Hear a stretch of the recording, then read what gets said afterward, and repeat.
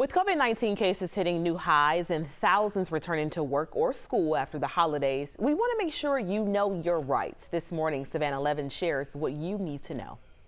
It feels like deja vu. This just appears to be a never-ending cycle. But many of the early pandemic rules and laws no longer apply. A lot of what was in place earlier was short-term fixes that expired. Attorney Jessica Sino explains what that means for employees who might be hesitant to return to work. You can use sick leave, you can use vacation leave. You have 12 weeks entitled to you under the Family Medical Leave Act.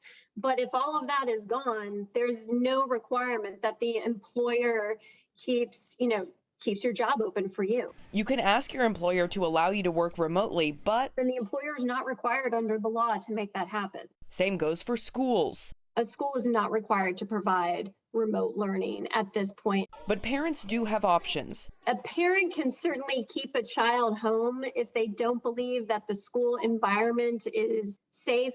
You can also switch to homeschooling, which does have virtual options. Finally, what about travel? There's absolutely low confidence in airlines right now. Flight expert Willis Orlando says that could actually be a good thing for travelers. We've seen some airlines aggressively move to get out ahead of their competitors and put these protections back to kind of inspire public confidence again. That means record low prices and the return of flexible ticketing. Delta and United just announced they're once again waiving change fees. And the experts predict it's unlikely we'll see another full travel ban. What would your predictions be for the next couple of months? We think that Americans who are vaccinated, who are willing to take a test, will be able to visit most of the world.